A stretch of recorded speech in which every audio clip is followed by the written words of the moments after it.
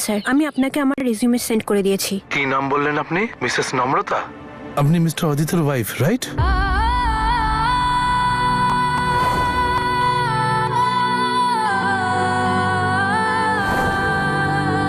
আসলে আমি ডিভোর্স তো তুমি পাবে না, যা করতে পারো করে নিও। হ্যাঁ, আমি ওই নম্রতাই বলছি। কেন, কোনো প্রবলেম আছে? দেখুন ম্যাম, আপনি তো সব জানেন। একজন পলিটিশিয়ানের ওয়াইফকে আমি আমার কোম্পানিতে অ্যাজ এ জার্নালিস্ট কি করে অ্যাপয়েন্ট করতে পারি? এর ফলে আমার কোম্পানির লয়্যালটিতে এফেক্ট পড়তে পারে। So I am extremely sorry.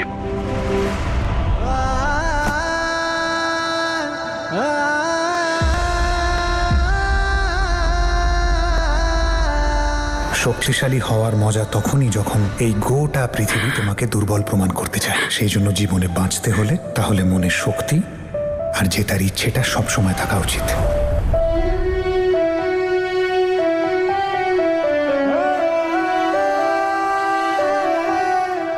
মাম্মা বাবা, তোমরা দুজন আমার সাথে থাকো বা না থাকো, কিন্তু কোনো সমস্যায় পড়লেই তোমরা সবসময় আমায় ইশারা দাও। আর এখন আমি বুঝে গেছি, আমি আর হার মানবো না। এখন আমি লড়বো, ততক্ষণ লড়বো যতক্ষণ না আমি জিতে যাচ্ছি।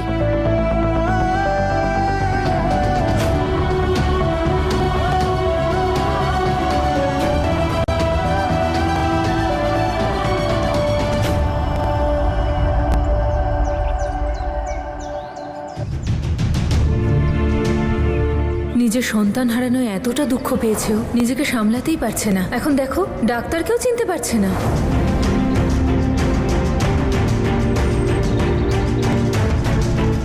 কি ভাবছিস সতী?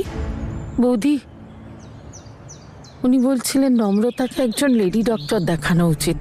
তাতে এটা ক্লিয়ার হয়ে যাবে নম্রতার মিসক্যারেজ হয়েছিল কিনা, আর ওরা যে দোষ দিচ্ছে সেটাও প্রমাণ হয়ে যাবে ওরা সত্যি বলছে না মিথ্যে। কি রে সতী, মাথাটাই গেছে তোদের? জানিস ওরা কত প্রভাবশালী, কত বড় পলিটিশিয়ান? ওরা সমাজে ওদের একটা সম্মান আছে, জায়গা আছে। ওরা মিথ্যা বলবে নাকি? তাহলে কি করব আমরা? নম্রতার কথা মিথ্যে ধরে আমরা চুপ করে বসে থাকবো? অভিরাজ, এই নে, নম্রতাকে গিয়ে বল বড়ি বানিয়ে রোদে দিতে। আচ্ছা ঠাকুরপো, ওকে একটু বিশ্রাম নিতে দাও। আরে বাবা, নম্রতার এমন কিছু হয়নি যে ওকে শুধু খালি বিশ্রামই নিতে হবে। আরে কাজ করতে দাও, ওকে ব্যস্ত রাখো, যাতে ওর মনের মধ্যে শুধু এই কথাগুলোই না ঘুরপাক খায়। শুধু না ভেবে মাথাটা যেন শান্ত থাকে। কথাটা তো তুমি ঠিকই বলেছ দাদা। অভিরাজ, যা এটা দিয়ে আয়। ঠিক আছে। তোমার কথা মানছি দাদা, নম্রতাকে আমাদের ব্যস্ত রাখতে হবে। একটা কথা বলি, ও যে কষ্টটা পাচ্ছে না, সেটা বাচ্চা হারানোর কষ্ট।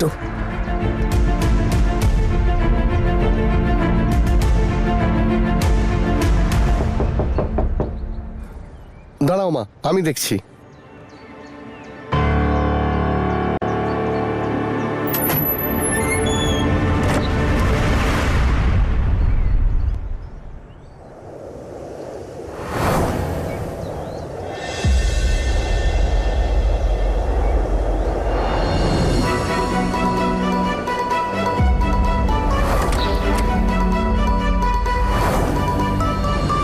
নমস্কার।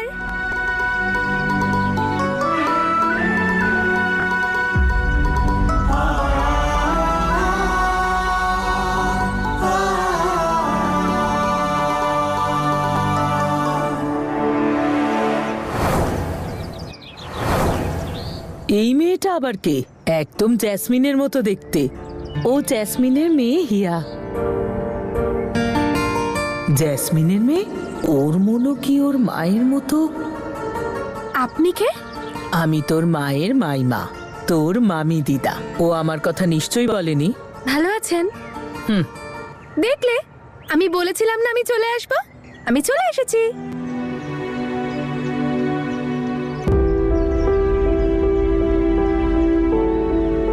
তোমরা আমাকে এইভাবে দেখছো কেন বলো তো? আমি তো শুনেছিলাম দিদা দাদুর বাড়িতে এলে নাতি নাতনিরা খুব ভালোবাসা পায়। তো তোমরা তো একবারও আমায় জড়িয়েও ধরলে না এখনো। কোনো ব্যাপার না, আমি না হয় শুরু করছি। কেমন আছো দিদা? আরে না মা, মেয়েরা পায়ে হাত দেয় না। আয় কাছে আয়।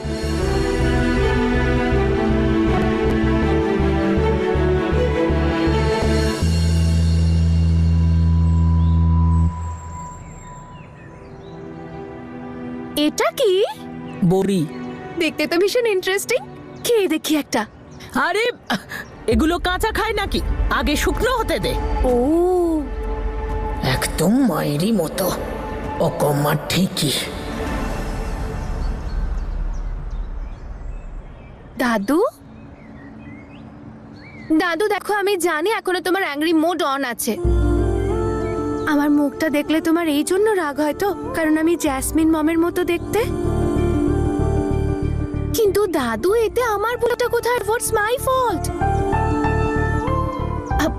আমার কাছে এর একটা সলিউশন আছে। দেখো, আমি তোমার সঙ্গে এইভাবে কথা বলবো, এতে তুমি আমাকে দেখতেও পাবে না, অথচ আমার গলাটাও তুমি শুনতে পাবে। ভালো আইডিয়া না বলো? দাদু, আমি কখন থেকে তোমায় অনুরোধ করছি, মুখ ব্যথা হয়ে গেল।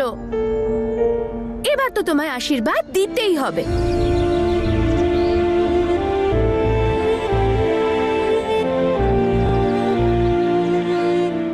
এবার তুমি যখন আশীর্বাদ দিয়ে দিয়েছো, তখন তোমায় একটু জড়িয়ে ধরে।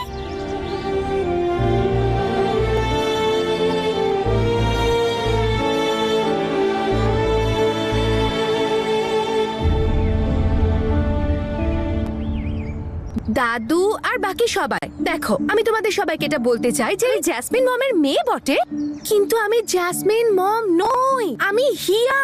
আমার আলাদা পার্সোনালিটি, একটু টক, একটু মিষ্টি, কিউট লাইক টিয়া, দ্যাটস হিয়া।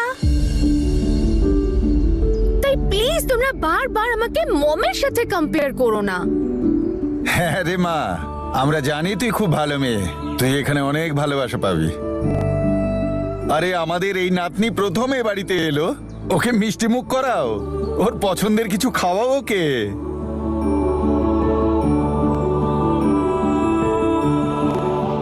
নে মা, মিষ্টি খা। খুব টেস্টি খেতে। তোমরা সবাই সত্যি খুব ভালো, খুব।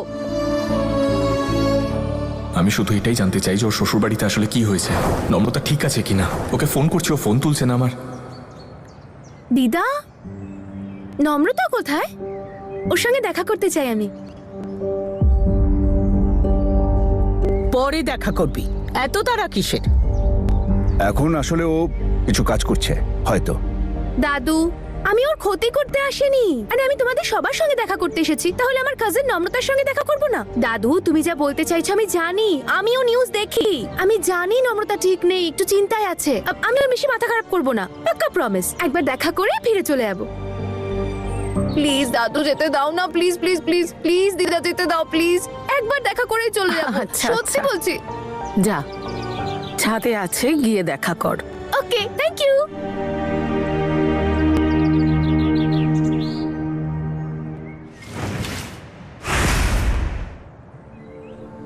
একবার দাদু দিদা আমায় বিশ্বাস করে নিক, ওই মিথ্যেবাদীগুলোর কথা শুনে আমায় মিথ্যেবাদী না ভাবে। আমি আর কিছু চাই না। কি ওয়াও, তুমি তো খুব সুন্দর বড়ি দিতে পারো দেখছি। আমিও শিখতে চাই এসব। ঈশান, আই এম রিয়েলি সরি নম্রতা, আমার কোনো অধিকার নেই আমি তোমাদের মধ্যে ইন্টারফেয়ার করি, কিন্তু তোমারও কোনো অধিকার নেই ওর গায়ে হাত তোলার। This is for you.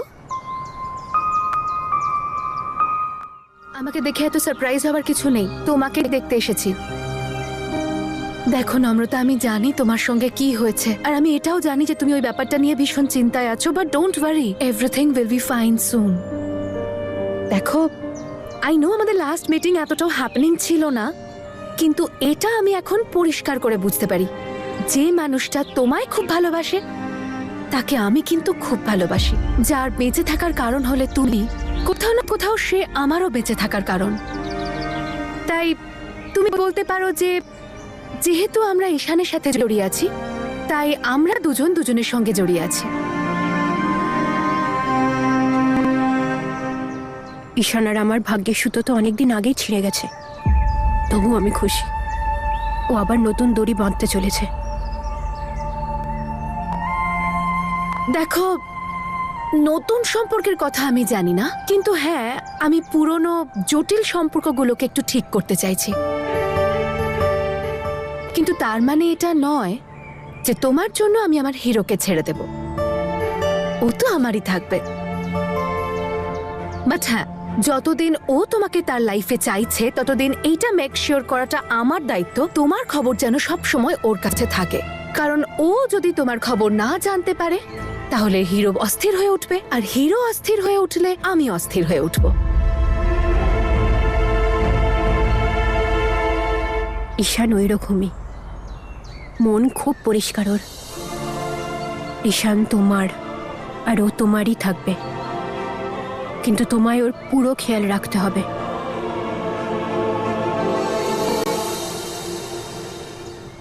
আমি তো ওকে হারিয়ে ফেলেছি, কিন্তু তোমায় ওপরওয়ালার সাথে লড়াই করে, নিজের ভাগ্যের সাথে লড়াই করে নিজের করে রাখতে হবে তোমায়।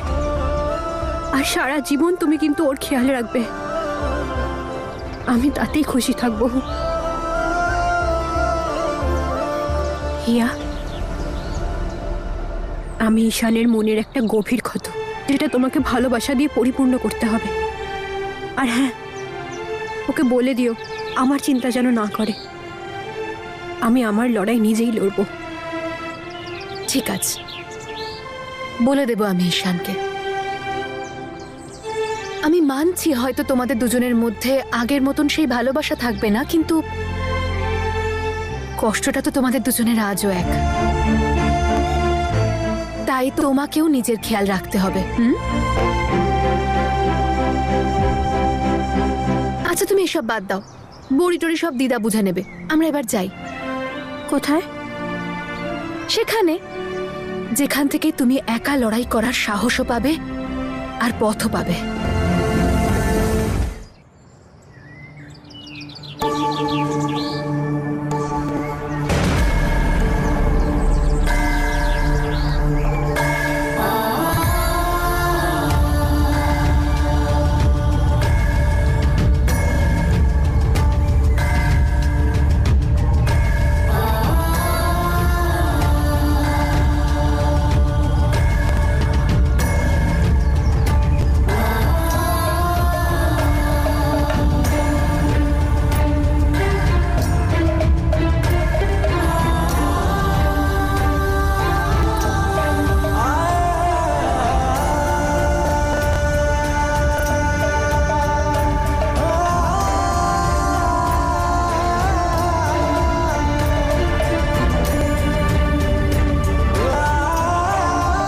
নম্রতাকে সাহায্য করো ওপরওয়ালা, ও খুব কষ্টে আছে, ওকে ঠিক রাস্তা দেখিও।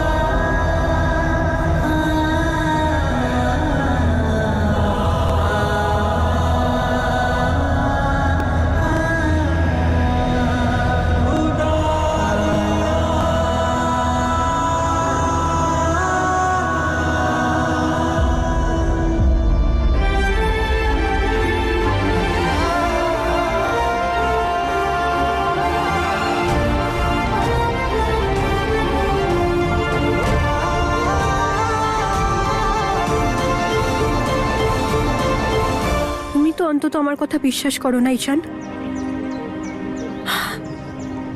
আমি মানছি যেই মহিলাদের সাথে এগুলো হয় সেটা খুব কষ্টকর আর খুব ভয়ঙ্কর হয়, কিন্তু আমার সাথে এরকম হয়নি। না আমি কোনোদিন প্রেগনেন্ট ছিলাম, না আমার মিসক্যারেজ হয়েছে, না আমি কোনো ট্রমায় আছি। সব থেকে খারাপ আমার এইটা লাগছে যে দাদু দিদা ওনাদের কথাই বিশ্বাস করছে। ওনারা বলছেন যে আমাকে বিশ্বাস করেন, কিন্তু ওনাদের চোখে আমি সেই বিশ্বাসটা দেখতে পাচ্ছি না যেটা আমার দরকার। আমি জানি এই মুহূর্তে তুমি কি অবস্থায় রয়েছো। আমরা দুজন আজকে এখানে দাঁড়িয়ে আছি। এনার ওপর বিশ্বাস রাখ, সব ঠিক হয়ে যাবে।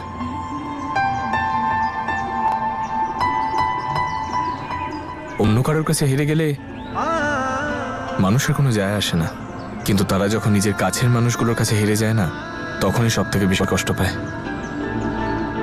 আমি বুঝতে পারছি তোর বিশ্বাস কিভাবে ভেঙেছে। সেদিন যদি আমি তোর কথাগুলোর ওপর একবার বিশ্বাস করে নিতাম, এরকম যদি হতো যে আমি ভেতরের আওয়াজটা শুনতে পেতাম, তাহলে আজকে সব কিছুই হতো না। আমি তো ক্ষমাও চাইতে পারবো না। কার কাছে চাইবো ক্ষমা? সেই মানুষটার কাছে আমি যার পুরো জীবনটা নষ্ট করে দিলাম, শুধু তার উপর বিশ্বাস না করে। আমি এখন তোর প্রত্যেকটা কথায় বিশ্বাস করি, তোকে বিশ্বাস করি। আর তুই আমাকে একটু ভরসা করে এই লড়াইয়ের সাথে নে একবার, প্লিজ। না ঈশান, না, প্লিজ, তুমি এরকম কিচ্ছু করবে না।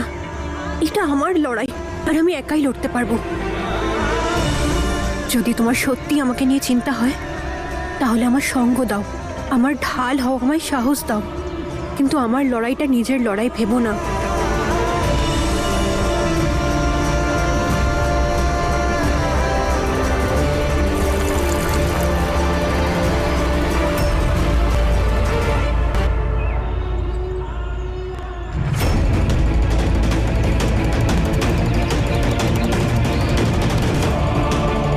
কবে যে ছেলেটা আমার মেয়ের পিছু ছাড়বে, ওকে এখানে দেখা করতে রেখেছে।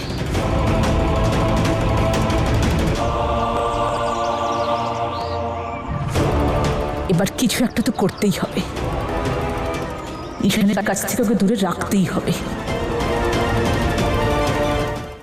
তুমি সব সময় আমাকে সঙ্গ দিয়েছো, প্রত্যেকটা মুশকিলে আমার সাথে থেকেছো, কিন্তু এইবার আমাদের আলাদা রাস্তায় যেতেই হবে। আজকে আমাদের গুরুদ্বারে দেখা হলো, আর আজ থেকে আমাদের রাস্তা আলাদা আলাদা হয়ে যাবে।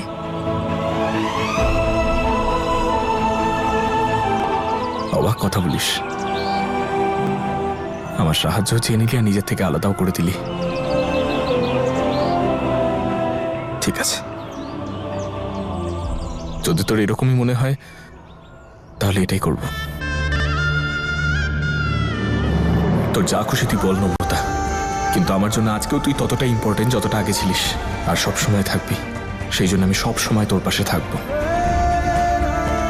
তুই বুঝতে পারছিস না ঈশান, এটা তোর জন্য, আমার জন্য, আমাদের সবার ফ্যামিলির জন্য খুব দরকার। যখন আমাদের সম্পর্কটাই ভেঙে গেছে, তাহলে এবার আমাকেও ভাঙতে দে, যাতে আমরা দুজন আলাদা আলাদা রাস্তায় নিজেদের মতন যেতে পারি। যতদিন নম্রতা নিজেকে আটকাবে না, ঈশানও ততদিন থামবে না। এই জন্য আমার নম্রতাকে আটকাতেই হবে।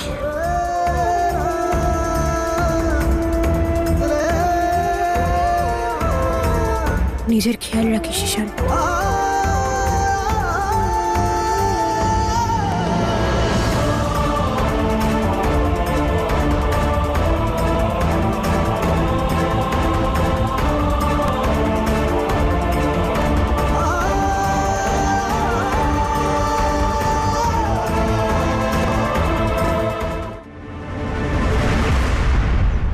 ঈশান, কি করছিস তুই?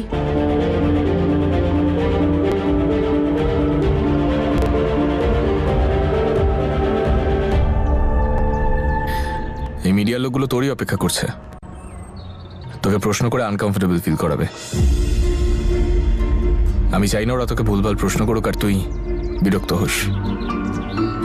আই এম শিওর যে সেটা তুইও চাস না। আমি দিয়ে আসছি তোকে।